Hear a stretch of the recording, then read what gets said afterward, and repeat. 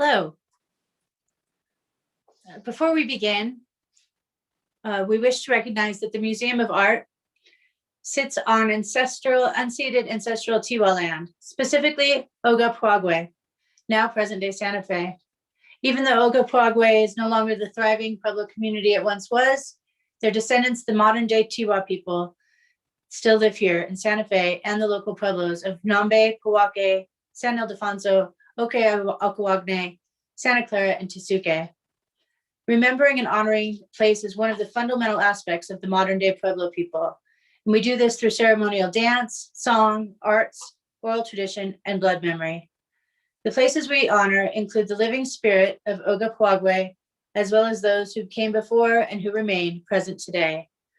I'm Rebecca Aubin, I'm the head of education, and I am proud to present Mary Scully, head of curatorial and curator of contemporary art, who will introduce our artists who will be speaking today on the Art in Alcoves 2020.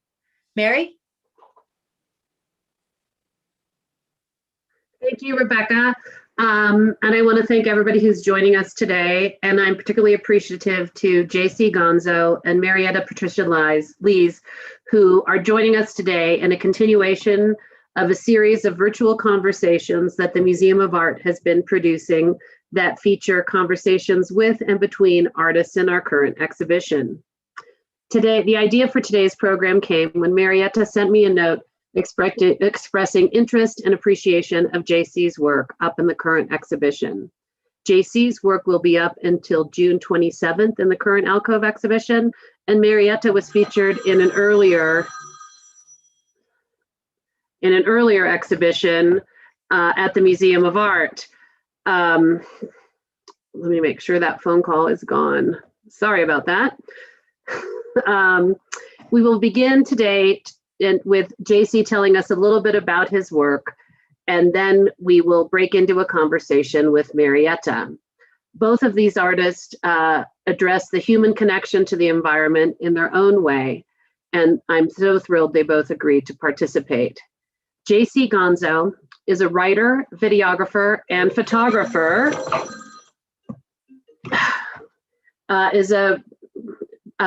Sorry about that. JC Gonzo is a writer, videographer, and photographer.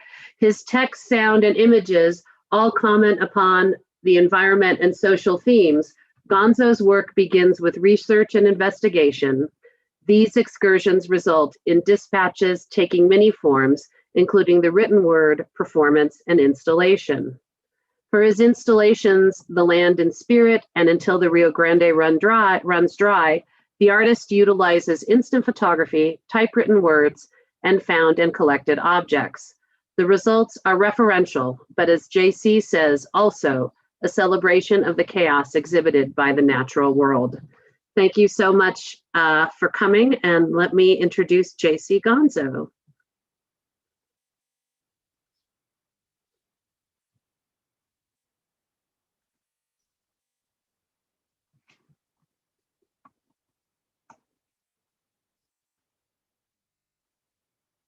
I think you're muted, JC.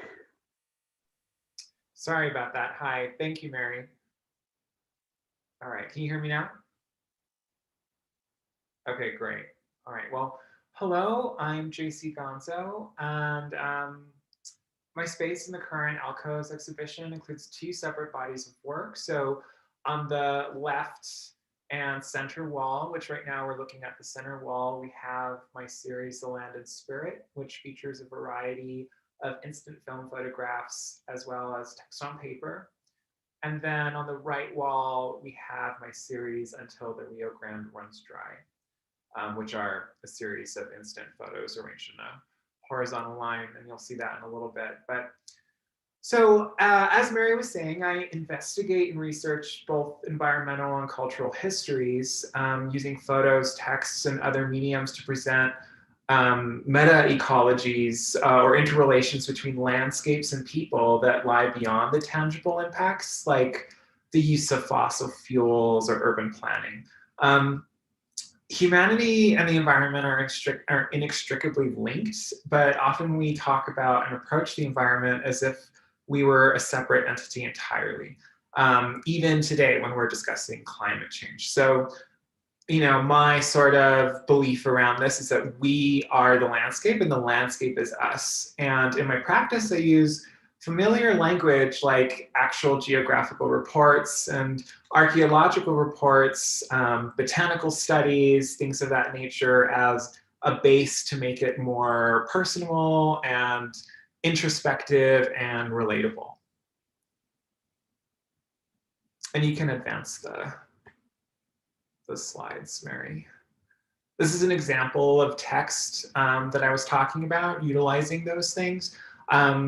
I kind of implement a cut-up method, which was popularized by William S. Burroughs, who him and a lot of other countercultural icons are a big influence on my work.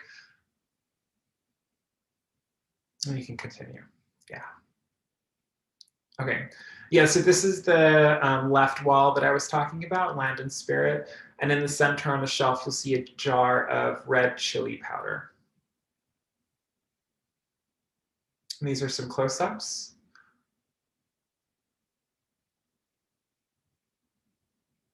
Okay, so this series is Until the Rio Grande Runs Dry, the horizontal line that we're looking at. And they're all done with Fuji Instax Mini with the black frame. And what I did was I traveled from the north of the state of New Mexico all the way down to the south of the state where my hometown is, Anthony, New Mexico, where you kind of have the meeting between the borders of New Mexico, Texas, and Mexico. And at that point, the Rio Grande is typically dry. So in all of these photos, I only photographed the water. I didn't photograph any context, no shorelines or foliage or bridges or any type of thing, just the water. I was curious to see if the story of the water would show this kind of I don't know if evolution is the right word, down to where the river runs dry, which is mostly due to damming and of course climate change. Here are some close-ups of the photos with the Polaroid or the Fuji Instax frames removed.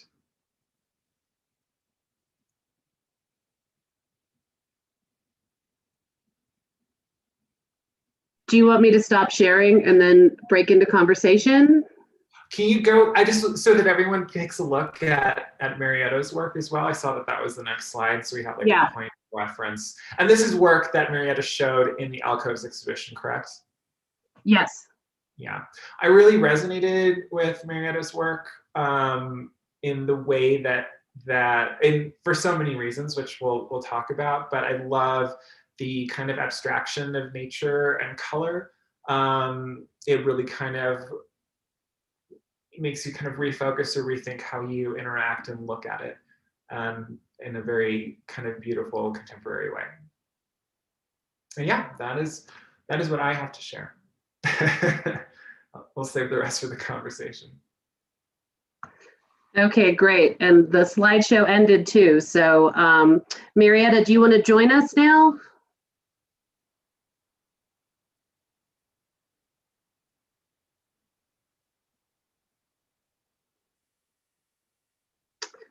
Marietta, do you want to add your video and unmute?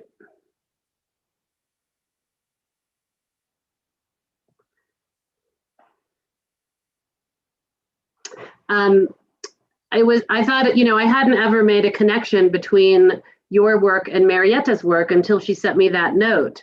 And while it seems so different, I thought when we were coming up with this program, I thought, wow, she could be, it could be a really interesting match because you're both working with environmental issues, you're both combining media, and you're both sort of talking about the human trace or touch on the environment, that interaction, and whether it's a personal or ecological kind of response. Yeah, and we have such kind of different approaches. And I think that we both are saying and exploring, while the things are very similar, they're also different. And I guess we do so in different ways. but I think the topic is so large that it really invites so many entry points for conversation and so many ways of expressing it too. Some ways that, you know, might be considered very abstract and others that might be considered more traditional. And so that was really neat to see in Marietta's work. I wish I had the opportunity to see it in person when it was up in the Alcoves, but. So I've got Chris and Marietta on, trying to get her unmuted and the video on. So selfishly, I get to ask some more questions now. This is like our big snafu virtual talk. First, I'm getting phone calls, and now the video's not going. The fun reality is just the fun reality of like Zoom presentations and Zoom public programming, which I'm very right. It's we're going back to normal. And one of the things that we like about these is that they're kind of in real time, even though we videotape them. Yeah. So anyway, but one thing that I talked to you about was this connection of people and the environment, but also often when people talk about the environment, they often reference a female body or a female form, and the juxtaposition of some of your images of men or males and the landscape kind of echoing one another, I think is so beautiful and poetic and just a little bit different. Yeah, I think that it's pretty established that the kind of traditional presentation of how humans in the landscape, it's pretty binary, you know, women traditionally with nature, and of course there's all that, you know, witchcraft and everything, and man with kind of industry and divinity and you know, kind of development or civilization. So I think that type of thinking obviously does a lot of detriment to how we think about ourselves as humans in relation to the landscape, but also gender, and how can we kind of reimagine these things in a way going forward, which we obviously need to do. I think that that's very much an important part of the conversation. When we talk about environmentalism, is like also changing our own perceptions, some of which are so ingrained in us that we do it subconsciously without thinking, making these kinds of associations. So in a way, I kind of see that practice as almost corrective. And some of the criticisms I've received in a lot of my projects is when I connect the male body with the landscape, is like, oh, I just, you know, I really think it should be women, or I think that these portraits should be like in a industrial zone. Like it's so embedded and it's so ingrained, and I think that you know, now is a really great time to break out of that. And of course there's like the kind of nature man thing that we see, but again, it's also really tied to this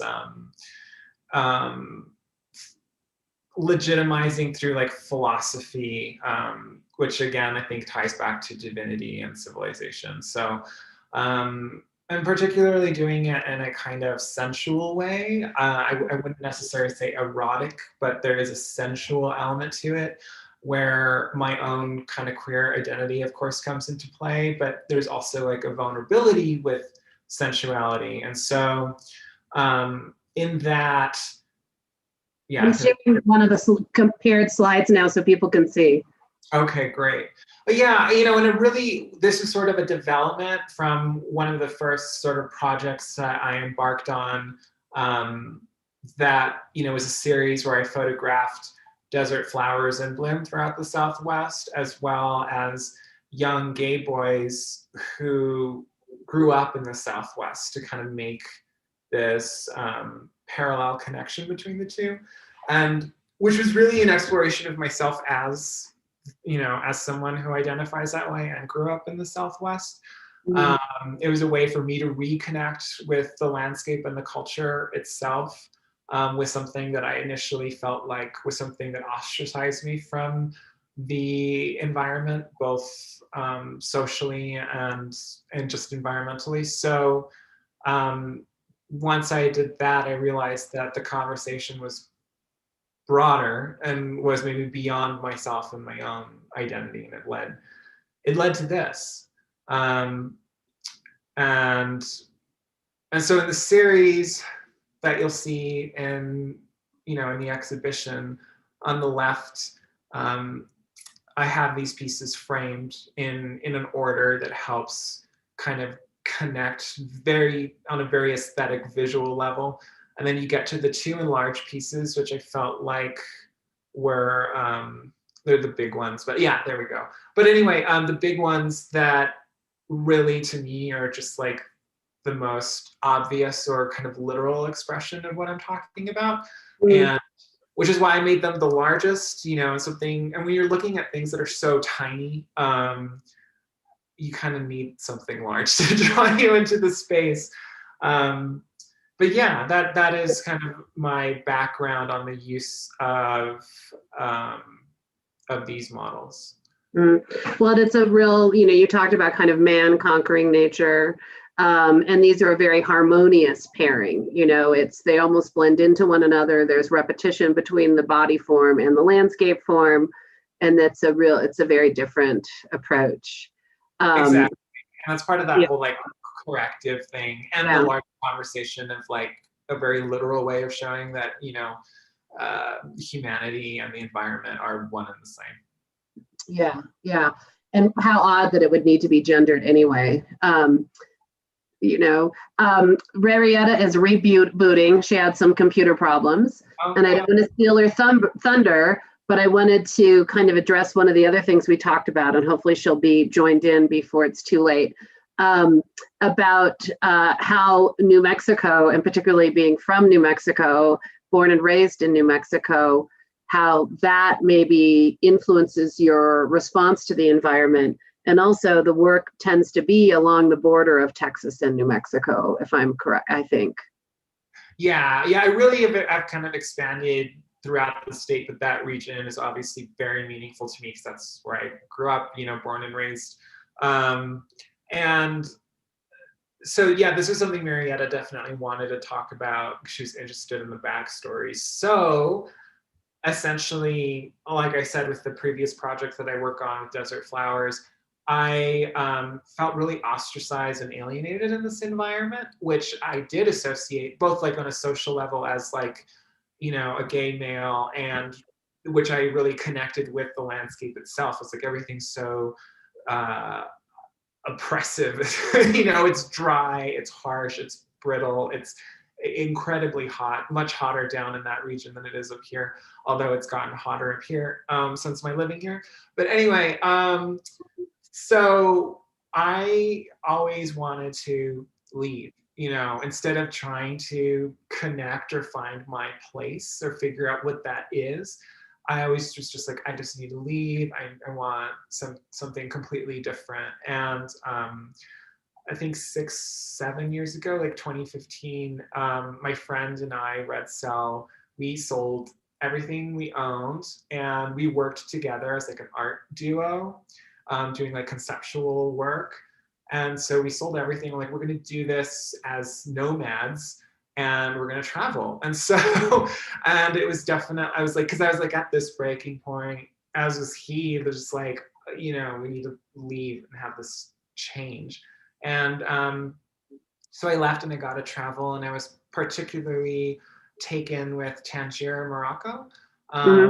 That was, I spent a lot of time there, and it just completely changed my outlook on life. And I had the pleasure of returning since, and forming a lot of friendships and connections there. But returning, which we ultimately had to do for a lot of different reasons, mainly financial. But returning, I was so almost depressed because I just didn't connect. I didn't have a sense of place.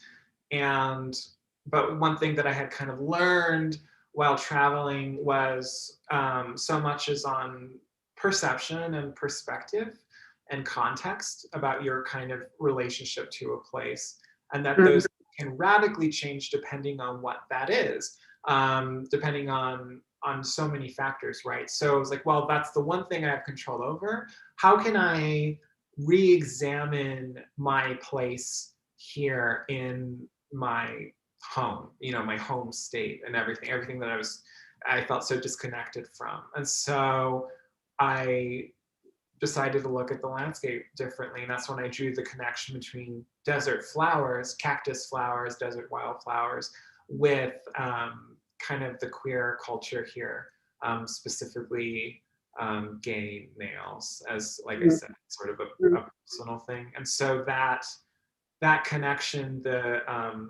first of all, the kind of rareness, the scarcity of the flowers, and the rareness and scarcity of queerness, at least at the time I was growing up. Thankfully, I've seen some progress in that direction in my hometown. But well, yeah. and Anthony in that area is more how we would kind of think of as kind of an open West, I think, more than Santa Fe or Albuquerque, which is so urban. Yeah. So I'm sure even if their community was so spread out that even if there was community there as a teen, you might not have seen or met them. Exactly. It was so sprawling, and there is a lot of isolation, and so and when you're going out, when I was going out looking for these flowers that I photographed, not to talk too much about something that's not in the museum, but it led to this. It's that I would have to walk for miles in extreme heat, and I would find this beautiful blooming cactus in the middle of nowhere, and I would take a picture of it. And there's a certain time of day really that was best, and I was like, gosh, this is so similar to my personal experience.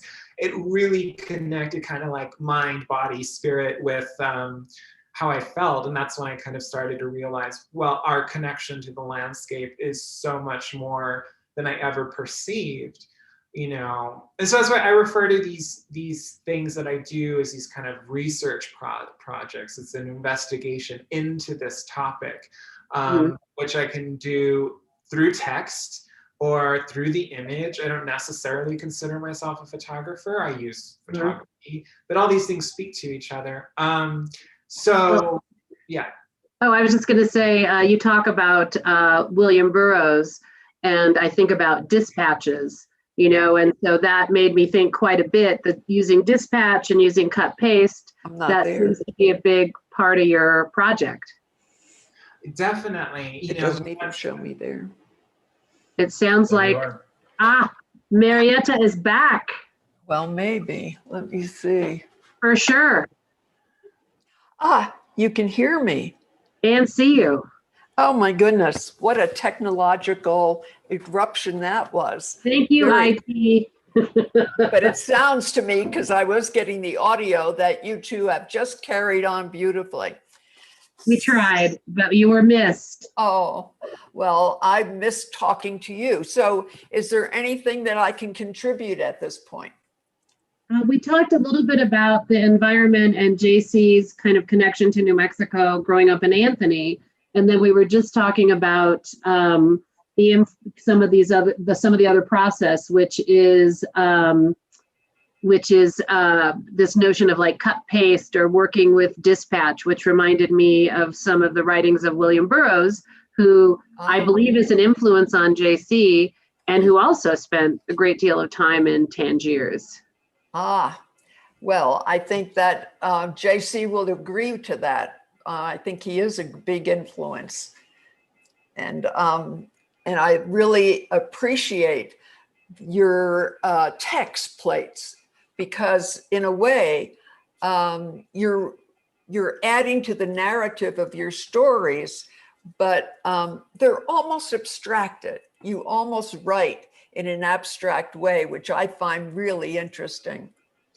Yeah, and I can speak more to that in relation to the Burroughs kind of cut up thing, which the cut up method really forces a kind of reconfiguring of your understanding of a material reality. And so with the text, they're a fusion of very dry, technical, geographical reports, my own diaries, which some of them are completely my own diaries. Some of them have like a sentence or even like part of a sentence from these geographical reports, or I'll switch a word because to kind of create that fusion that I'm talking about. And like I said, I like using these texts. A lot of them are really old. They're like 100 years old. In the 1912 archaeological report, you know, is one, I think they're interesting because they're so the opposite of poetic, right? But it's a really funny challenge for me to read through the whole thing and kind of reconfigure it. But also it's taking that language and that perspective and making it personal and making it introspective, making it something relatable. And I think that when you see the texts along with the images, which the images in themselves, you know, to me, it's a similar process. It's like I view and I cut and I select aspects of my physical reality into photographs, right? And I put them together and arrange them in different ways to kind of create this type of narrative. But yeah, you know, in talking about all of that, I just wanted to say counterculture is such a integral part of my work, or integrated part of my work and influence, because, you know, I even see counterculture itself as very much like it has its own ecology, it has its own evolutions, its own interdependencies, with a lot of varying factors that can help things grow and flourish under very specific conditions, or get obliterated and go extinct because of a shift in those things socially. So I see counterculture very much like I see the kind of natural environment. There's a lot of similarities. How does that intersect for you? Well, when I say like my work celebrates the chaos of the natural world, I feel like a lot of counterculture really taps into the idea or notion of chaos as subject, or even as like a mode of creation itself. And to me, that is a huge intersection. You know, what is more natural, what is more human and real than chaos. Well, that's interesting because you mentioned the word chaos, but when I look at your work, I find a peacefulness, because the imagery that you choose is these microcosms of nature and, you know, the environment, and it's just very soothing to me.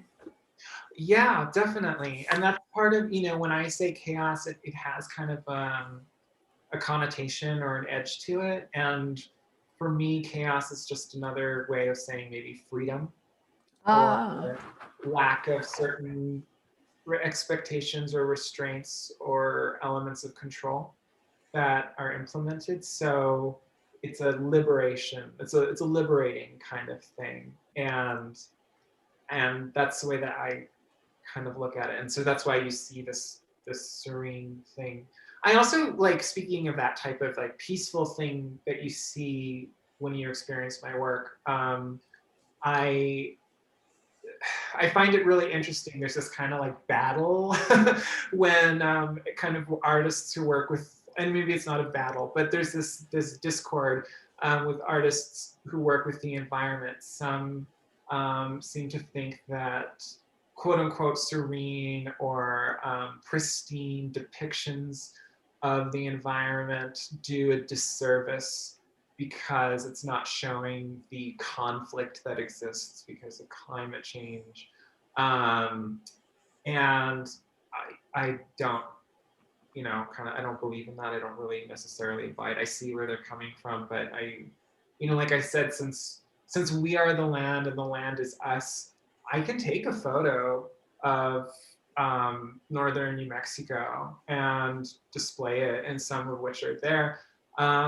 and there's too much juniper. You know, the land was overgrazed, you know, in the last couple centuries, and because it was overgrazed, you kind of have too much juniper. And you get the same can be said for, say, like, it was interesting, the fire department in Flagstaff, Arizona had to really kind of educate the public because they were chopping down trees and doing some deforesting to avoid forest fires. And they were like, well, because of overgrazing, from people being here, you've lost a lot of the small brush that helps prevent the larger trees from catching fire during wildfire season.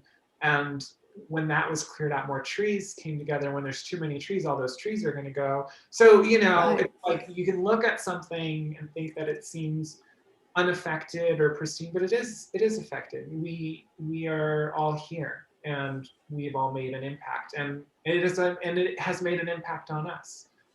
Absolutely. Well, what, Mary? Oh, go ahead. No, we're just putting our thoughts together. That reference to the real world in your work is what's so interesting. And I noticed when you wrote the descriptions for your objects, it was vintage typewriting paper, New Mexico shelf, New Mexico pinon. So the place was really important. And I also feel like you're placing order to these objects, but there's also something so tactile about the work. Not that all work isn't tactile, but yours is quite tactile. The surfaces, the choice of objects, that seems to be very important to kind of relaying a feeling of maybe being in or of the land. Definitely. And that was exactly part of my choice to incorporate those things, because there's this very sterile element, like me, like a lot of artists today, you know, we're kind of relegated to online, which means social media, to kind of share our work. Like Instagram is my largest platform, right, to share my voice on a consistent basis, which has a lot of limitations, as cool and neat as it is to like have you know, put your work up and it could theoretically be seen by anyone. It also is just this kind of screened surface, and you can't see everything interconnect with each other in the way that I can kind of take advantage of in a physical space. You can't get that tactile element. And so when I have the opportunity to showcase my work, you know, like what can I bring to the table that's different from our experience online, which so much of us, especially this last year, have kind of only been experiencing things on. So that was important, and yet was another level of like, how can I draw the viewer into this connection between humanity and landscape? So those elements were really important to me to make it a bit warmer, a little bit more inviting, which photography in itself can be, I mean, out of, even when in physical form, it's still like a 2D, very 2D, textureless experience. Yes. Well, you know, when you were talking about the imagery, and I was saying it's peaceful, and you went on and talked about that a little bit, but it's really interesting to me because I believe in my own work that if I present work that is contemplative or is quiet or is minimal in a way, that people can be drawn into that and then contemplate it further. That beauty sort of attracts them, that brings them into the conversation rather than holds them back. And I found your imagery very beautiful, and that it was intimate in most cases drew me right into it and let me experience it. And I felt involved. I felt part of the conversation. I think that for me, beauty is very important. Which a lot of me, I hear the opposite in some conversations around contemporary art, but I think beauty is incredibly important, especially when talking about the kind of themes that we're discussing. Where do people, like, average quote unquote people, where do they find their connection to the landscape? It's through beauty. You know, they go on a hike and they see a beautiful scene. There's something that impacts them. They go to the Grand Canyon, they're like, wow, and it has like this very Right. beauty, and the awe has a very visceral impact that transcends their kind of plane of reality into something else, and has them consider their place in the world, as well as the world around them. And I think that's such a great entry point into discussing these themes, and at least the way that I choose, and the way, and that, you know, I see that in your work as well, which is so neat because we have such different approaches. But yet, Yes. like, you printed these beautiful images of trees on silk, for example, which is a very tactile element that is so beautiful, and yet a kind of unconventional display that draws me in. Ah, good. But that makes me think about the fact that you use different mediums in your work. And I know that I also do that. You know, there's sculpture, there's videos, photography. And I know that I do it because I'm trying to tell the story about something, and I think these mediums will best do that. Or sometimes if I'm telling a story, let's say about trees, like some of the work that was in Alcoves, I think that people can relate to different imagery. Like you said, the trees on silk, some people will relate to that, others to the sculpture, others to more tactile things perhaps. And I feel by bringing the group of work together helps more people to relate to it. But I'm interested in knowing why you use different mediums.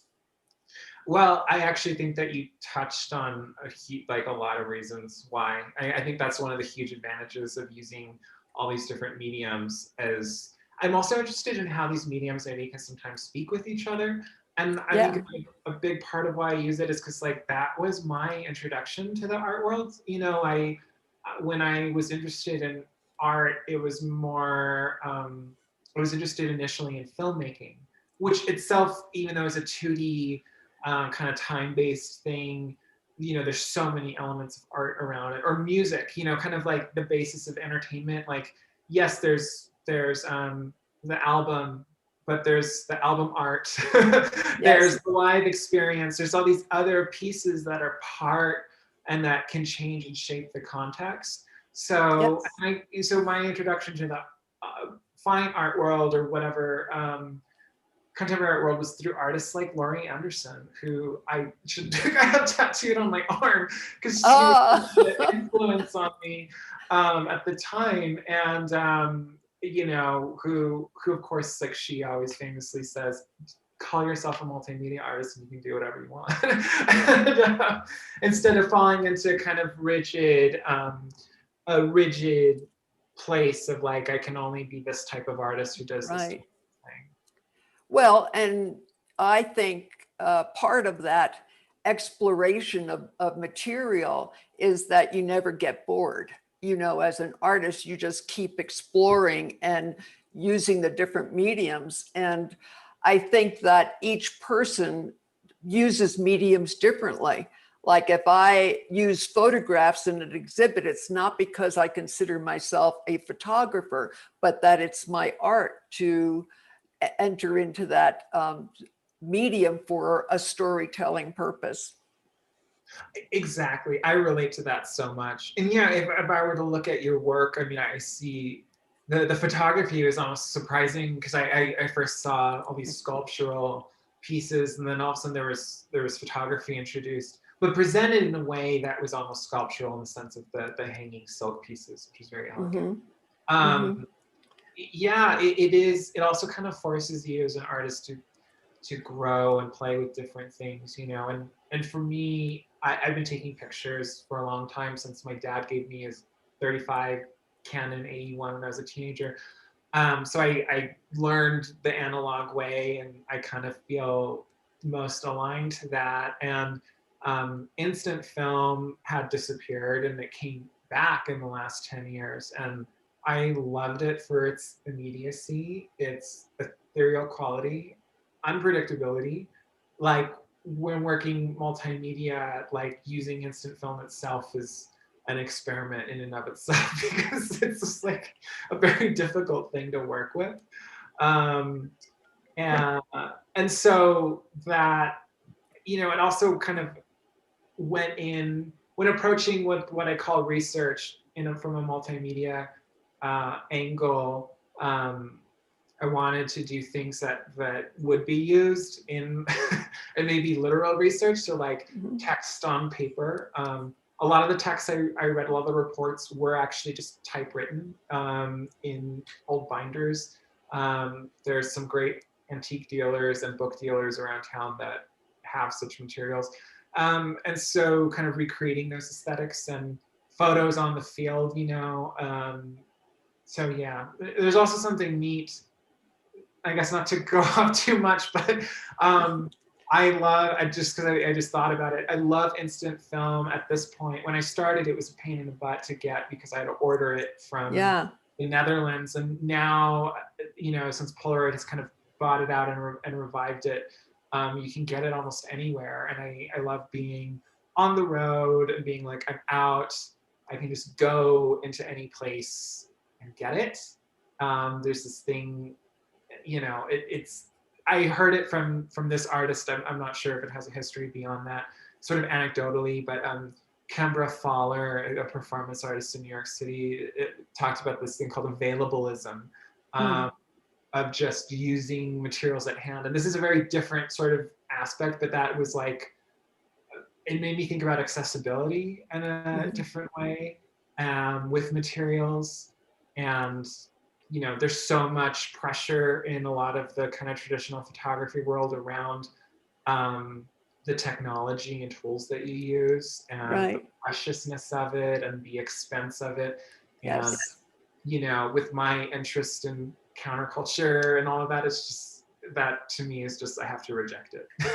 Right.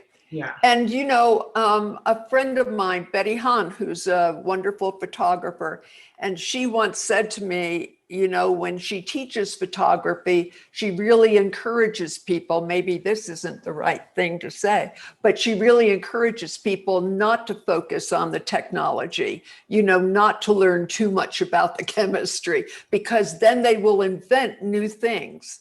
And that always stuck with me. Because I thought, as I enter and try a new medium, not to learn too much about it, but see what I can do with it. Does that make sense to you? Yeah, totally. That is so cool. I really, I admire that approach. And I think that it takes a certain openness and degree of flexibility and curiosity that keeps your kind of creativity fresh and on edge. So I think that's brilliant. And yeah, I mean, I think most new things that we embark upon or discover as artists are often accidents, you know, which has happened with me quite a lot. And I'm like, oh, wait, I didn't mean to do that, but now I'm thinking about this in this totally different way. Right. Well, if you work with reporting back or making dispatches, you're obviously not starting with a preconceived idea. You know, you're kind of pulling together your files so that then you can do your report. Exactly. Yeah. It's like an organic process. When I go out, I don't think like, this is what my project's going to be. It's more like, it's an evolution that's happened, and my kind of statements that I give about it are something that has evolved and has changed over the course of the years of me going out doing it. I go out and like, what does the land have to tell me? Where does my place on it? You know, like they have this photo in there. It's one of the photos in there, and it's a photo of my shadow in a juniper bush. And I remember walking and seeing that, and it, you know, I was like, this is my portrait in juniper, is sort of the way I thought. And it's kind of being out and being intuitive and almost spiritual in a way, and very introspective. Well, I always think that the human body, us, we're made up of all the same minerals and things of our planet. And so when you talk about being connected, that's the way I approach it as well. It's like we're all one. We're all particles of the same thing. Precisely.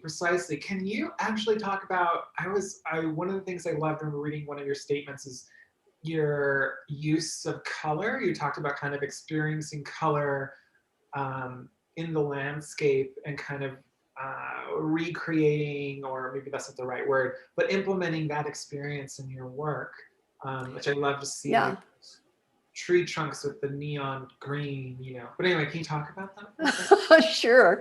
And it's interesting because I was going to ask you about color, because the work in this particular exhibit's not color, but I suspect that maybe some new work is coming up that you mentioned to me that might have some color in it. But yes, color is actually the way I define place, and my reference to place is a little different than yours, because I see, well, maybe not so different, but I see a description of place by traveling a lot and by describing in a visceral way the place where I have landed. And so color to me is really a way to bring up the feeling of the place, what you experience visually, the emotions, the memories. And what I find in doing that is that people do relate to the color.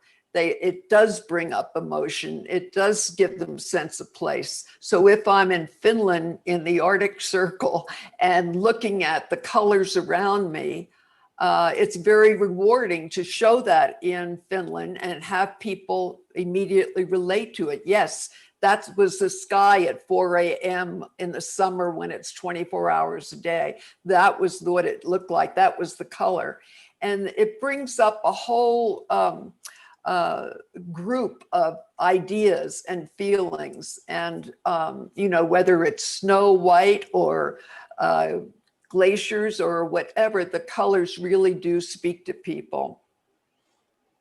Yeah, definitely. Colors can really be the entry point. Yeah. They're an emotional thing. And, I was raised in New Jersey, which is called the Garden State. So greens are something that, I relate to. I live in New Mexico. Browns are things I relate to. Yeah. And we have those beautiful blue skies. So, it's color. Yeah. Yeah. And I think black is a color too. That's disputable, I know, but it has so many intonations. And recently I did a group of work with India ink, and oh my gosh, it's magic. Oh, definitely. Especially like the context for the black too. The black can change everything. Right.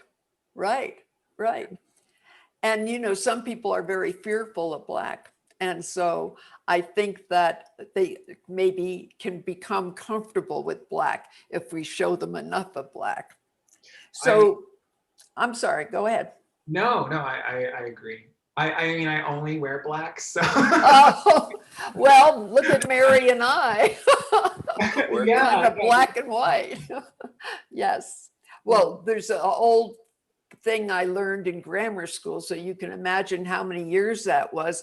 But there was a joke that we told that was funny in the 3rd grade, and it was black and white and red all over. What is that? And of course, the answer is, I see Mary nodding. You remember that, Mary? Yeah. I remember 2 answers. One's not suitable for Zoom. Oh, that's the one I don't know. But, it's the newspaper.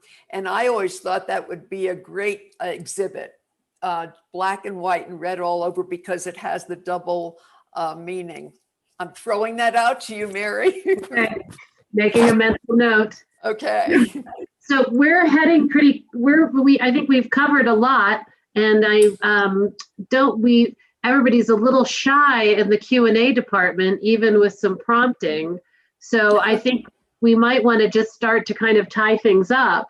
And I'm not going to end right now, but I want to say how you guys talk about your work and kind of the discovery that's part of your process was really fantastic today. And I just really appreciate your being so open and sharing with one another. And I feel like you guys are going to need to have a coffee or something soon. I hope we've made a permanent friendship.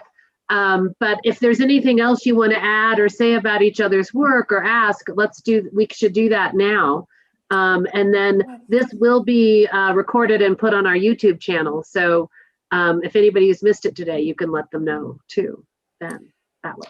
Right. Well, one of the things I really liked hearing and reading in the text plates in JC's exhibit was the amount of research he does. And that always interests me, and I have to smile because some people, viewers, may look at art and not understand the background, you know, how much research and thinking and ideas and planning and imagery in our minds. And I like to hear when that's discussed, because then people understand that we bring a body of information that we have learned from delving into the topics. So I think you really covered that, JC. Thank you. Yeah, well,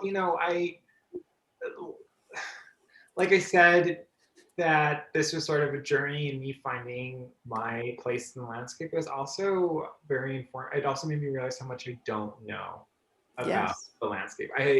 I didn't realize how much I didn't know about where I grew up and where my family grew up. And so it's been hugely informative on that level too. And like, if I'm going to be talking about these things, I feel like I need to learn its history, beyond what I already know.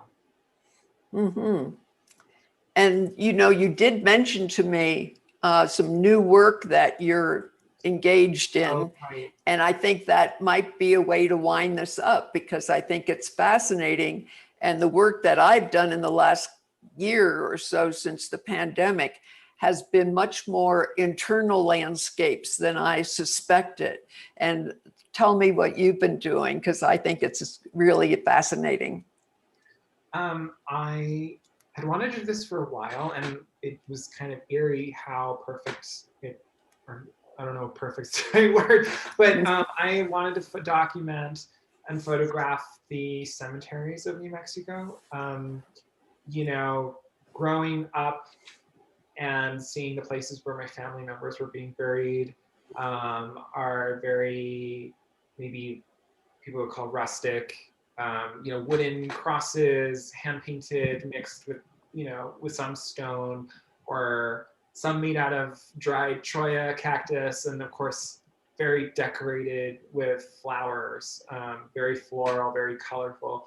And when you're a kid and growing up, and that's a part of that reality, and that's all you see, and then you watch TV or whatever, the cemeteries are the kind of more East Coast depiction, the marble, the stone, Right. and a very manicured lawn.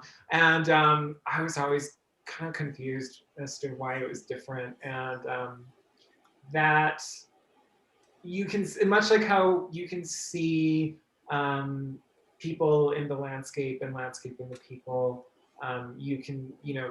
cemeteries are really a depiction of the living as much as they are a place for the dead.